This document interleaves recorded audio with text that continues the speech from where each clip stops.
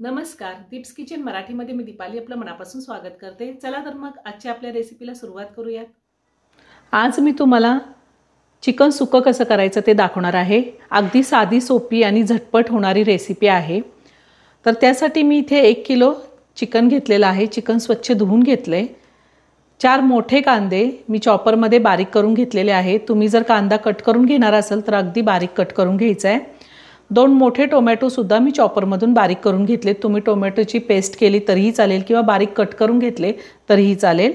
2 चमचे आलं लसणाची पेस्ट, अर्धा चमचा हळद, 1 चमचा चिकन मसाला पावडर, 1.5 चमचे बेडगी मिरची पावडर घेतली, ही कलरसाठी घेतलेली आहे, आणि 4 चमचे माझा घरगुती कांदा लसूण मसाला घेतला आहे। तिखटाचं प्रमाण तुम्ही तुमच्या आवडीनुसार कमी किंवा जास्त घेऊ शकता।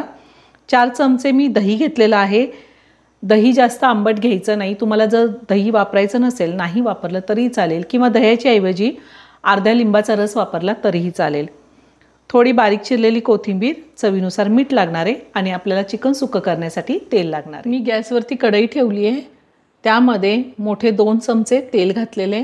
तुम्ही चिकन सुक्कं कढईमध्ये, पातेल्यामध्ये किंवा कुकरमध्ये सुद्धा करू शकता। जर कुकरमध्ये करणार असेल तर आपल्याला त्यामध्ये अर्धा ग्लास इतकं पाणी घालायचं आहे। मी आता कांदा तेलामध्ये घालते आहे।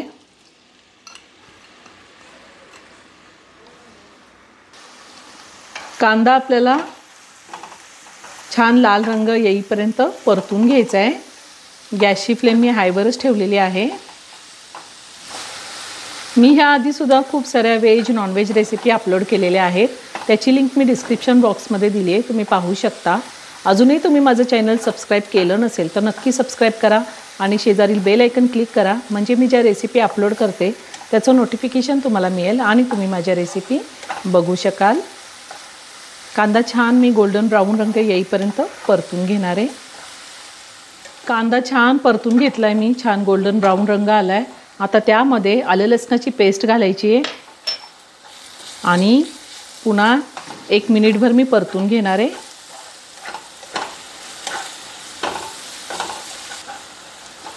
एक मिनिटभर मी व्यवस्थित परतून घेतलेले। त्यामध्ये आता आपल्याला टोमॅटो घालायचा आहे। त्यातच बारीक चिरलेली कोथिंबीर घातली आहे, आणि टोमॅटो मी पुन्हा 2 ते 3 मिनिटं चांगला परतून घेणार आहे।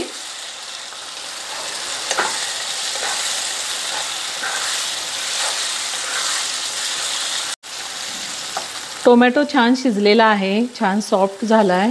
आता आपण ह्यामध्ये मसाले घालूया। हळद, बेडगी मिरची पावडर, चिकन मसाला पावडर, तुमच्याकडे जर चिकन मसाला नसेल तर गरम मसाला वापरला तरीही चालेल, आणि कांदा लसूण मसाला। आता हे सगळं व्यवस्थित मिक्स करून घेऊया। मी हे सगळं व्यवस्थित मिक्स करून घेतलेलं आहे। आता ह्यामध्ये थोडंसं पाणी घालूया, आणि हे कांदा टोमॅटोचा मसाला आपल्याला थोडा शिजवून घ्यायचा आहे। जास्त नाही, अगदी थोडं पाणी घातले मी।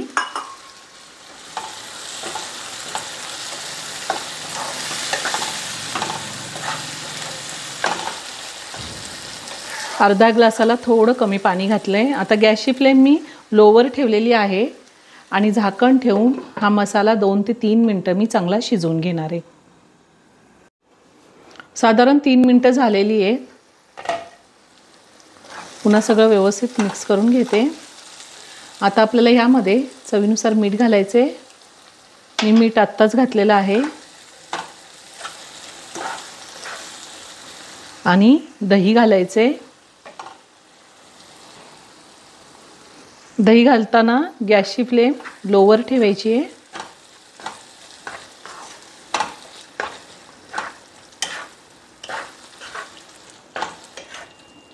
दही सुद्धा मी व्यवस्थित मिक्स करून घेतलेलं आहे। आता आपल्याला ह्यामध्ये चिकन घालायचं आहे।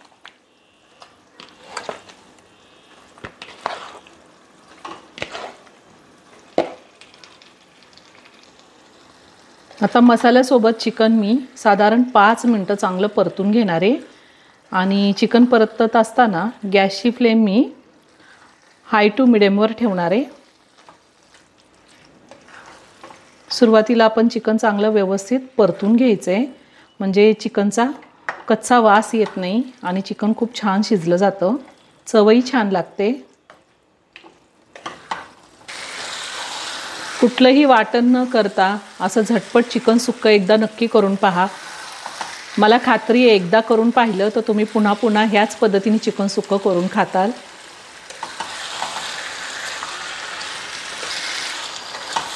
चिकन मी साधारण 4 ते 5 मिनटं व्यवस्थित परतून घेतलेलं आहे. आता कढईवर झाकण ठेवून साधारण 20 ते 22 मिनटं मी चिकन शिजवून घेणार आहे. गॅसची फ्लेम लोवर ठेवलेली आहे आणि चिकनमध्ये शिजताना मी अजिबात पाणी घातलेलं नाही आहे. तुम्हाला जर वाटत असेल की तुमची कढई पातळ आहे तर तुम्ही थोडंसं पाणी पण घालू शकता. साधारण 25 मिनटं झालेली आहेत. चिकन सुक्कं तयार करून झालेलं आहे. खूप छान झालं आहे. शिजले का आपण पाहूयात.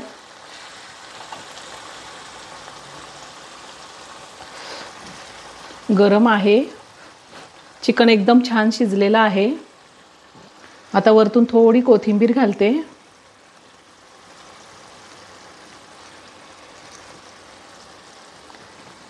आणि एका प्लेटमध्ये काढून घेते.